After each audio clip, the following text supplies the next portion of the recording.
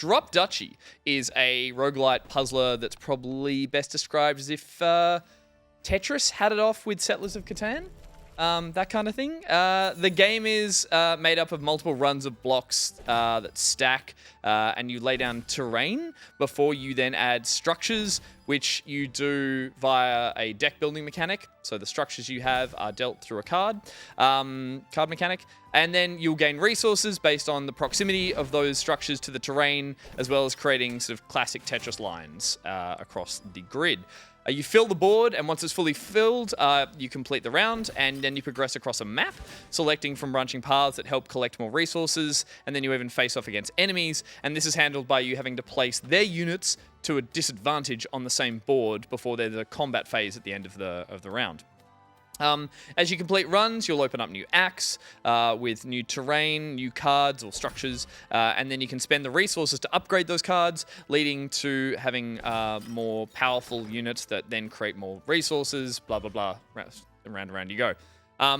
I hate to sound shallow, but I was just totally drawn to this game for the aesthetic before I even learnt how the game worked and how you played it.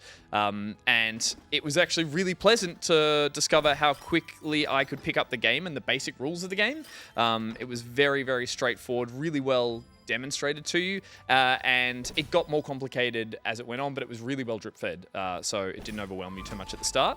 And that said, I would say after maybe like 4 or 5 runs, I was kind of getting exhausted or hitting an exhaustion point when it came to introducing new cards, or new buildings, I should call them, and new structures, and their expanding synergies. It gets to a point where almost every building that you're dropping has so many variables that I found it really stressful placing units, because inevitably there would be a negative synergy attached that was kind of buried under 3 stages of text. So I would inevitably do a wrong move, which is really frustrating because I like being a perfectionist. I want to build my perfect town, and that would just piss me off. But I think if you dig deep enough into this game, you play it long enough, you learn all of these synergies or bylines to each structure that you put down there, you could end up really getting good at it.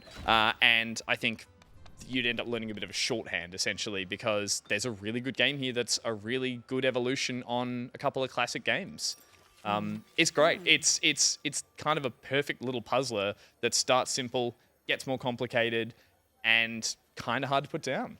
I think it's really interesting that they've gone for that, like, Tetris block look, because Tetris are really, really, like, heavy-handed when it comes to the tetronomos, the tetraheads, and their shapes, as we call it, and their gameplay mechanics. So it'll be interesting to see. Weirdly enough, the Tetris part is kind of plays second fiddle to just the building of that little kind of that terrain as it goes. Because unlike Tetris, where when you get lines, they would disappear. Here it is, they're continual, and the idea is that you will eventually get to the top, and that is the end of all your turns. So that's kind of the threshold of that round.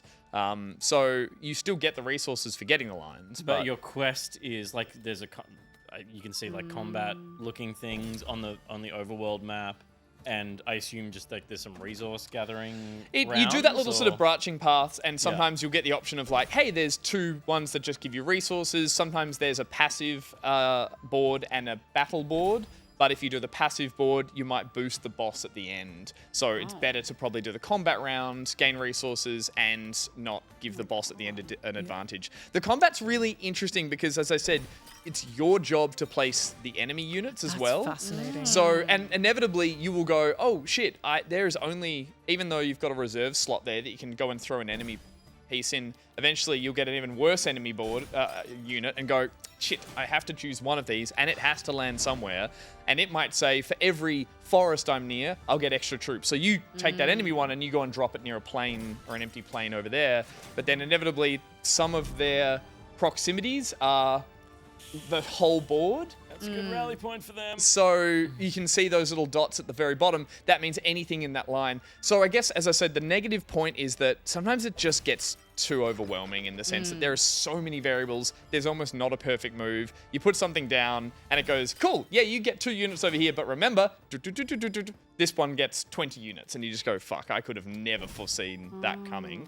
Maybe you could, but like, to the casual level I was playing this, I definitely, as I said, I hit a point where I was like, geez, there's only 3 factors I can really keep juggling in my head right now while I play this. Do you watch a battle play out, or are you just trying to accumulate more numbers? So you want to accumulate more numbers, and at the end, and if Josh wouldn't mind trying to get to sort of just scrub to the end of this round, so once the board is almost full, you then, that was it, sorry, if you jump back to that, you then select your blue units, and you choose one through line of combat. So you go this to this to this to this, attack, and then off they go. There's that little triangle of combat in the top left, which is that swords beat arrows, arrows beat axes, axes beat swords. And this is what you watch out here. The units combine, then they attack, and they continue to attack. And because I was axes beating arrows, I was at a large advantage, and then the remaining units that were left over turn into a currency at the end. It's weird. It feels like there is a lot to take in, but it like 2 runs and you're like, yeah, this one makes perfect sense. It's mesmerizing to watch because everyone knows what Tetris is.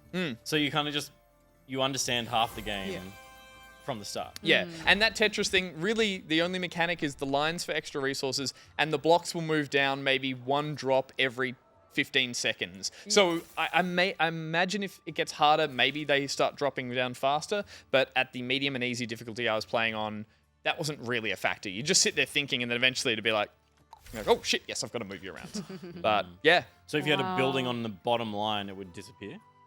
No, they never disappear. Yeah, that's what I noticed. They never disappear, which I guess works considering. Well, as I said, you do need to come in, fill you the it board, up. and it needs to finish at some point. Otherwise, you'd be playing an endless round of this kind of thing. Which, Oh, you're saying the piece will drop yes. that you're holding. Sorry, Yes. I thought you meant Let's do I it. thought you meant the whole board dropped and Yeah. you lose the bottom line. Look, there's a lot more to this as well, and I think if you are, a fan of like, if you're a middling puzzler like myself, I don't like the ones that really try to give you heaps of information at the top.